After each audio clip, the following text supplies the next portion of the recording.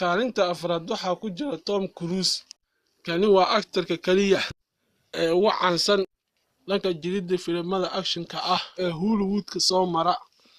Wuxuu ka sameeyay guulo ganacsi oo badan dhanka filimanta action-ka ah kuwooda loogu xasuusta badan yahay.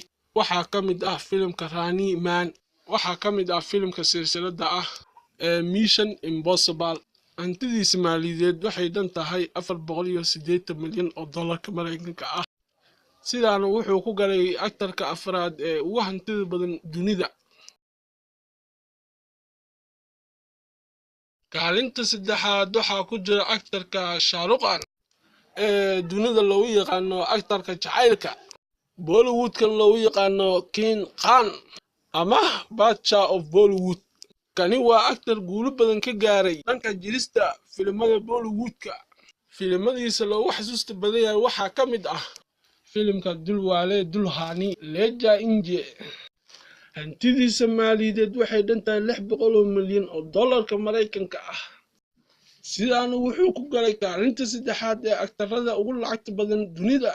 kabash iyo qaar kaloo ka sii badan kuwii hore.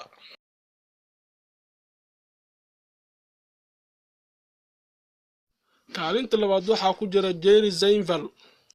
kani waa aktar Amerikaan ah kuna caan baxay dhinaca shactirada iyo qusulka, waana aktar caalami ah. sidoo kale wuxuu ku caan baxay soo saaridda barnaamijyada goosgooska ah ee dhanka shactirada ee ka baxa TV-ga Late Night.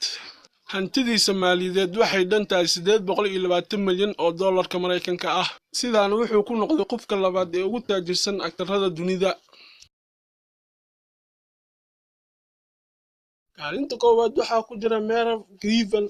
halyeygan jilayga ah wuxuu dhashay 1925. waa aktarka ugu hantida badan abid dunida. wuxuuna dhintay 2007. da'diisuna waxay ahayd markaas 82 jir.